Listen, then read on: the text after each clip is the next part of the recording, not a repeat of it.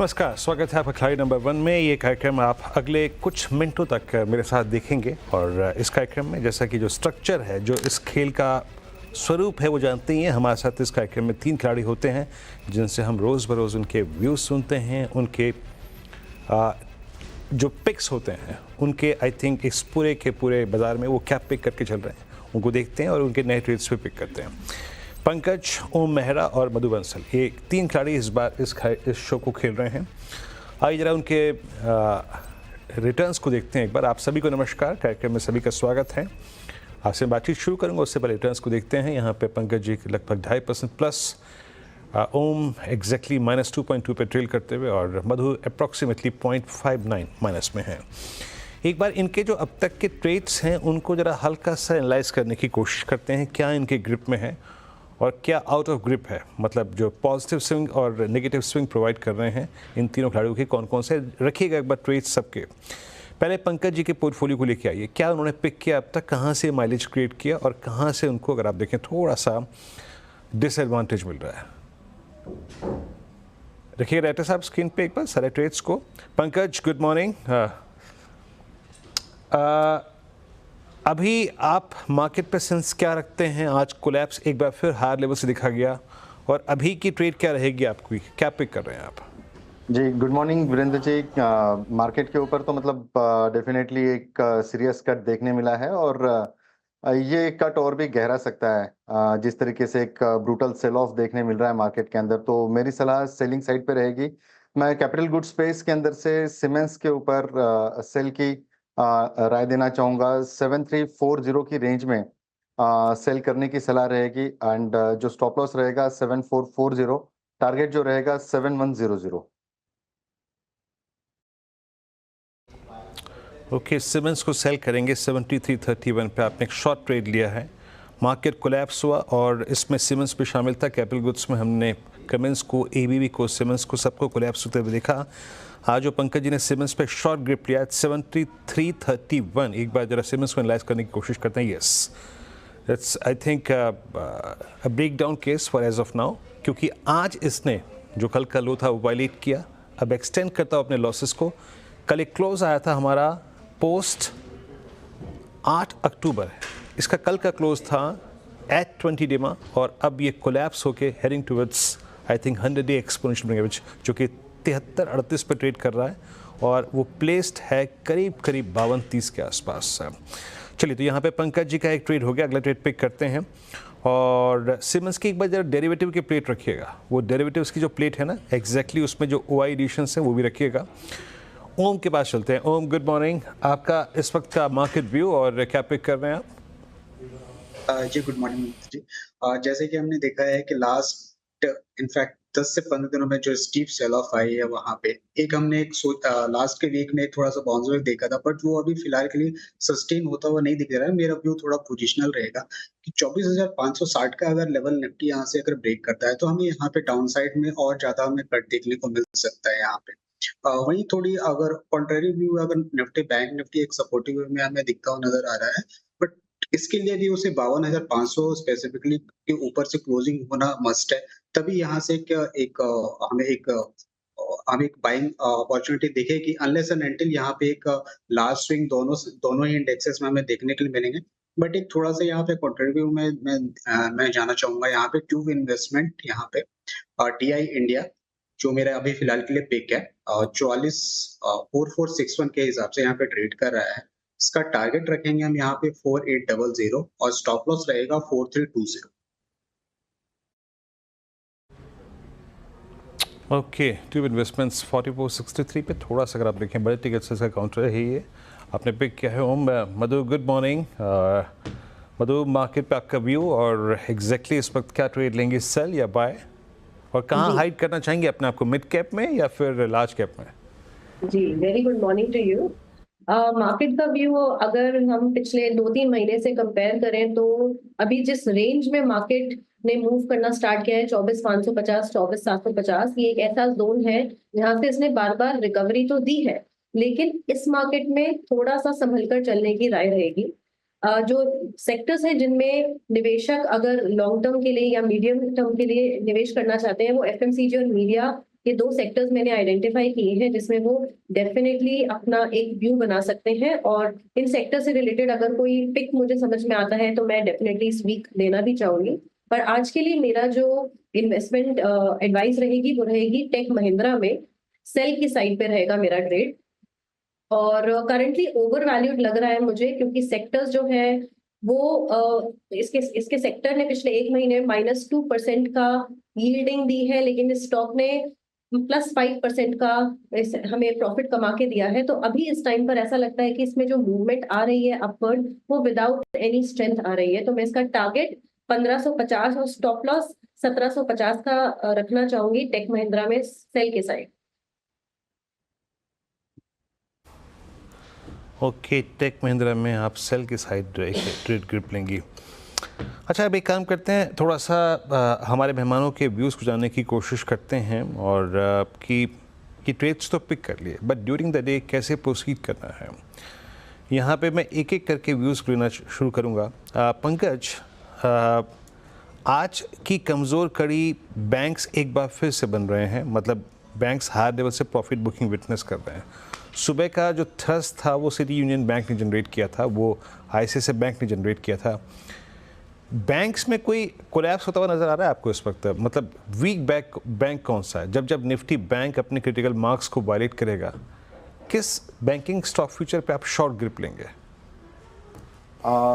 वीरेंद्र जी, थोड़ा सा Contra view रहेगा एक्सिस के ऊपर। एक्सिस दो काफी अच्छा चल रहा है, लेकिन एक्सिस बैंक के अंदर सेलिंग ज्यादा विटनेस होती हुई नजर आएगी, बिकॉज आप जिस तरीके से देख रहे हैं कि एचडीएफसी बैंक एक अच्छी खासी ग्रिप में आ चुका है, और रेटिंग्स भी काफी अच्छे आ रहे हैं, टेक्निकली वेल प्लेस्ड है। आईसीआईसीआई और सीयूबी आज के दिन के लिए बहुत अच्छी तरीके से परफॉर्म कर रहे हैं, और सीयूबी मुझे लगता है कि लॉन्ग टर्म के लिए भी काफी अच्छा है। लेकिन जो शॉर्ट का कैंडिडेट रहेगा वो डेफिनेटली एक्सिस बैंक रहेगा, बैंक निफ्टी की लिहाज से।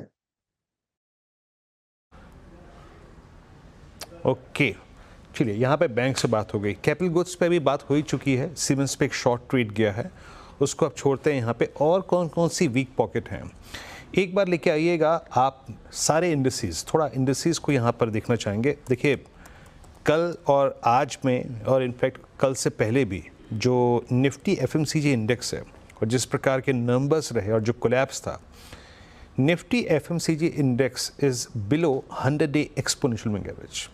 मतलब आप कितनी बुरी स्थिति है इसमें आप देख सकते हैं। निफ्टी पर अभी तक वायलेट नहीं हुआ है 20 वीक एक्सपोनेंशियल मूविंग एवरेज, जो कि प्लेस्ड है अप्रॉक्सीमेटली 24,578 पे, बट ये इंडेक्स उसके भी नीचे ट्रेड कर रहा है। ओम, अगर आपको एफएमसीजी में अभी भी कहीं शॉर्ट ट्रेड लेना है तो वो क्या होगा? जी, एफएमसीजी अगर इंडेक्स की भी अगर हम बात करें यहाँ पे, तो अप्रॉक्स ये 60,000 के आसपास यहाँ पे एक कंटिन्यूस हमने देखा है, यहाँ पे 60,000 के आसपास यहाँ पे थोड़ा सा सस्टेन कर रहा है। बट बिलो अगर इसके हम 200 DMA देखें तो वो अप्रॉक्स 58,000 के आसपास है यहाँ पे। और इनफैक्ट मोस्ट प्रोबेबली ये 5 से 8 सेशन में यहाँ पे हमें एक डीप कट यहाँ पे देखने को मिल सकती है। यहाँ पे डाबर काफी दिनों से यहाँ पे एक ऊपर की यहाँ से ट्राई हो रहा था, मीन्स एक सस्टेन करने के 600 के ऊपर के लेवल से, बट यहाँ पे इन्होंने यहाँ एक अच्छा रेसिस्टेंस था 580 से। तो मुझे लग रहा है कि डाबर एक यहाँ पे एक सेलिंग साइड में यहाँ पे देखने को मिल सकता है, जो कि मोस्ट प्रोबेबली 540 535 के अप्रॉक्स यहाँ पे की ओर आई मीन डायरेक्शन की ओर जा सकता है।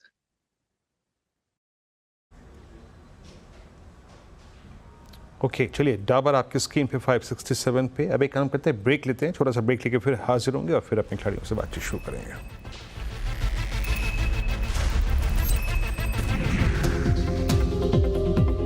सिटी यूनियन बैंक 2 कारणों से, पहले तो एक बार इसका चार्ट देखिए। कल डे लो पर यह स्टॉक बंद हुआ, इसकी पोजीशनिंग काफ़ी ख़राब है, 2.5% ये स्टॉक कल गिरा।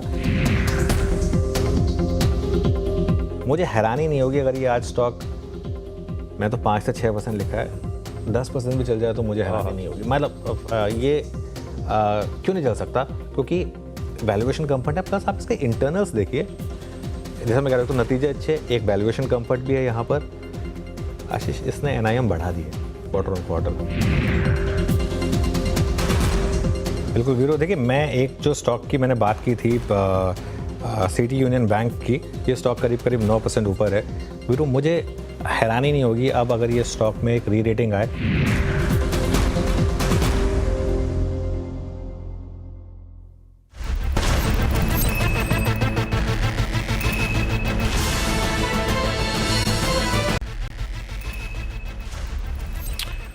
स्वागत है कार्यक्रम आप सबका एक बार फिर से। और निफ्टी करीब करीब 24,722 पे, बैंक निफ्टी 51,913 पे। आईसीआईसीआई बैंक का थ्रस्ट अभी भी निफ्टी बैंक को एक सेफ्टी, एक सेंस ऑफ सिक्योरिटी प्रोवाइड करता हुआ, और आईसीआईसीआई बैंक अभी भी डी हाई पे ट्रेड कर रहा है thanks to ICICI bank. Otherwise I think bank Nifty की पिक्चर दूसरी होती, क्योंकि दूसरे बैंक्स कोलैप्स हो रहे हैं। बट मीनवाइल मेरे ख्याल से हमारे जो पैनलिस्ट हैं वो कुछ ट्रेड्स और ऐड करना चाहते हैं। मधु, अभी अपॉर्चुनिटी अगर आपको कहीं नज़र आ रही है तो क्या ऐड करना चाहेंगे आप? मैं सेकेंड हाफ का वेट करना चाहूंगी। मुझे अपॉर्चुनिटी डेफिनेटली नजर आ रही है, बट वेट करना चाहूंगी ट्रिगर पॉइंट का। ओके, अभी आप वेट करेंगे। पंकज, आप कुछ ऐड करेंगे अपने पोर्टफोलियो में आज के? वीरेंद्र जी, थोड़ा वेट ही करना चाहूंगा। मैं सेकंड हाफ का जरूर वेट करना चाहूंगा। मैं ब्रेकडाउन या ब्रेकआउट का मैं वेट करना चाहूंगा मार्केट में। ओके, ब्रेकआउट ब्रेकडाउन के अभी आप आई थिंक के लिए वेट करेंगे, थोड़ा मतलब क्लैरिटी मिल जाए।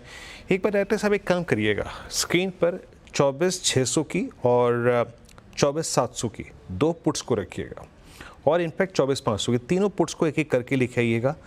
ज़रा आज के इस कोलैप्स के बाद एक चीज़ देखना चाहेंगे कि आज एज ऑफ नाउ 11:13 तक बिल्डअप कैसा है। आपने सुबह की जो ऑप्शन समरी देखी थी उसमें एक क्लियर सेंस मिल रहा था कि कॉल राइटर्स के पास बहुत स्ट्रॉन्ग कन्विक्शन है। 24,800, 24,900, 25,000 तीनों कॉल राइटर्स में ने एक स्ट्रॉन्ग ग्रिप ली थी। कल एफआईएस के स्टैट्स में, निफ्टी को स्क्रीन पर रखिएगा प्लीज़, एफआईएस के स्टैट्स में क्लियरली 2.25 लाख कॉल शॉर्ट थी, और पुट राइटिंग जो थी वो उसके हार्डली 10% थी। और कल की ऑप्शन समरी में क्लियरली विजिबल था कि तीनों पुट राइटर्स 24,500, 24,600, 700 एग्जिट कर रहे थे। एज ऑफ नाउ ये है 24,600 के पुट, जहां पे आउटस्टैंडिंग वाई करीब 32 लाख का है, और 24,800 की छोड़िए, 24,800 की नहीं, 24,500 की दिखाइए, वहाँ देखने की कोशिश करते हैं। 24,500 इस पर भी एक वीडियो। तो यहाँ पे अभी कोई करीब 24,500 के फुट में 41 लाख का आउटस्टैंडिंग है। खैर, ये बाद में पिक्चर में आएगी, अभी तो आपका 24,630 वैलिड नहीं हुआ है। लेकिन एक बार ओम जरा बजाज ऑटो पे एक टेक दीजिएगा। बजाज ऑटो आपकी स्क्रीन पे 10,522, मतलब एक डिज़ास्ट्रस आई थिंक उस सेशन के बाद 17 अक्टूबर के बाद 2 सेशन स्टेबिलिटी के गुजरे हैं। यहाँ पर आप कैसे अप्रोच कर रहे हैं बजाज ऑटो को? मैं इस वक्त ये प्रश्न इसलिए पूछ रहा हूँ क्योंकि ये अपना 100 EMA रिगेन करता हुआ इस वक्त। जी जी, क्वेश्चन मुझसे? ओम, मेरा प्रश्न आपसे बजाज ऑटो पर है। या बजाज ऑटो का इनफैक्ट जो हमने डीप कट देखा था यहाँ पे 10,500 के आसपास, यहाँ पे तो एक यहाँ पे हमें लग रहा है कि निफ्टी ऑटो एक फिलहाल के लिए भी एक रेजिस्टेंस यहाँ पे शो कर रहा है। इनफैक्ट हमने 2-3 दिनों में एक भारी गिरावट देखी थी यहाँ पे, बट मोस्ट यहाँ पे रिकवरी साइड में देखा था। कल मैंने जैसे कि आयशर मोटर भी देखा था, आयशर मोटर भी एक काफी अच्छा यहाँ पे, एक उसमें पॉजिटिव न्यूज भी आई थी, और एक स्टेबल होता हुआ दिखाई दे रहा है। कल बजाज ऑटो में 4% की गेन भी हमने देखा था। वहीं लगे टू व्हीलर सेगमेंट हमें काफी थोड़े, अभी फोर व्हीलर कंपेरेटिवली अगर फोर व्हीलर से हम कंपेयर करें तो टू व्हीलर सेगमेंट हमें काफी अच्छा एक क्वेश्चन दे रहा है फोर व्हीलर से कंपैरिजन में अगर हम देखें तो बजाज ऑटो एक फिलहाल के लिए एक स्ट्रगल पॉइंट है यहाँ पे 11,000 के आसपास। तो मोस्ट प्रोबेबली अभी 10,000 और 11,000 के कंसोलिडेशन फेज में रह सकता है, और अगर ये 11,000 के आसपास यहाँ पे क्रॉस अगर होता है तो फिर यहाँ पे एक फ्रेश बाइंग यहाँ पे देखने मिलेगी। बट मोस्ट प्रोबेबली हमें एक यहाँ पे क्वेश्चन वाइज यहाँ पे 10,000 का आसपास यहाँ पे एक स्टॉप लॉस यहाँ पे जो शॉर्ट टर्म ट्रेडर है 10,000 का स्टॉप लॉस यहाँ पे रख सकते हैं, और इस रेंज में ट्रेडिंग करें तो ज्यादा बेटर है फिलहाल के लिए। और मेजर मूव हमें 11,000 के ऊपर और 10,000 के नीचे ही यहाँ पे हमें एक मेजर क्लियर हमें ट्रेंड हमें देखने को मिल सकता है। ओके, बजाज ऑटो एक स्ट्रॉन्ग रिकवरी पैटर्न यहाँ पे, बजाज ऑटो डे हाई पर आके ट्रेड करता हुआ। एक बार और कुछ स्टॉक्स लेके आइए, ज़रा मारुति लेके आइएगा। मारुति में थोड़ा सा आई थिंक एक कंक्लूजन की तरफ बढ़ने की कोशिश कर रहा हूँ, एक ऐसे स्टॉक की तरफ जो आज लिस्टिंग हुई हुंडई की। मारुति भी आज कोलैप्स ही हो रहा है मोर और लेस, जहाँ जिस ट्रैजेक्टरी में खुला वहाँ से कोलैप्स होकर कि 12,055। दैट मीन्स कि मारुति अपने 200 डे एक्सपोनेंशियल मूविंग एवरेज पे ट्रेड करता हुआ। बट मीनवाइल जरा एक बार वो लेके आइए आप हुंडई।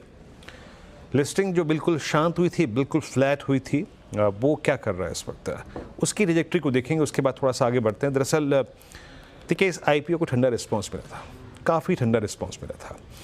उसके बाद लेकिन बात ये थी कि अगर आप इसे सेकेंडरी मार्केट से परचेज करते हैं या फिर बहुत ज़्यादा एक्सपेक्टेशन के साथ आप नहीं भी आए हैं यहाँ पर, तो इस प्राइस पर भी एट 1884 क्या व्यू बन रहा है? कंचन हमारे साथ मौजूद है इस वक्त बात करने के लिए। कंचन, ये बताइए कि हाउस व्यूज़ क्या हैं? अच्छा, अभी कंचन अभी है नहीं, और उससे बातचीत करेंगे कंचन से कुछ देर में। मारुति पे आपका टेक मधु क्या होगा? मारुति ऑलमोस्ट 200 EMA के जोन को वायलेट करने की तैयारी करता हुआ। देखिए, जो ऑटो सेक्टर जैसे कि बात हुई है, ऑटो सेक्टर थोड़ा सा अभी कंसोलिडेशन मोड में हमें जाता हुआ दिख रहा है। मारुति में भी अगर हम टेक्निकली बात करें तो आपको 11,960 के आसपास, 11,960 के आसपास एक सॉलिड सपोर्ट जोन दिखता है, जो कि एक्सटेंड करता है 11,500 तक। तो अगर इस सपोर्ट जोन में मारुति हो सकता है थोड़ा टाइम कंसोलिडेट करे, थोड़ी सी रिकवरी यहाँ पर देखने को मिल सकती है, लेकिन जो मोमेंटम बेस्ड एक अप मूव है उसे देखने में अभी शायद थोड़ा सा वक्त लग सकता है मारुति के लिए। यहाँ से और नीचे की गिरावट मुझे नहीं लगता मारुति में और ज्यादा देखने को मिलनी चाहिए, बट यस डेफिनेटली एक कंसोलिडेशन जोन में, इस सपोर्ट जोन में मारुति ट्रेड होता हुआ दिख सकता है। ओके, मारुति 12,007 पे। खैर, बहुत बहुत शुक्रिया आपका मधु जी, आप इस कार्यक्रम में शामिल हुई, आपने इस गेम शो को खेला, आज खेलिए, अपने ट्रेड्स को जोड़ा। मधु, आपका बहुत बहुत शुक्रिया। ओम और पंकज जी, आपका बहुत बहुत शुक्रिया इस कार्यक्रम में आज जोड़ने के लिए और अपने ट्रेड्स रिकमेंड करने के लिए। निफ्टी आपकी स्क्रीन पे आएगा। निफ्टी करीब करीब 24,718, बैंक निफ्टी 51,898 पे। अभी भी हम डेलो की ट्रैजेक्टरी से बहुत ऊपर नहीं है। पैनिक और आई थिंक पेन है अभी भी सिस्टम।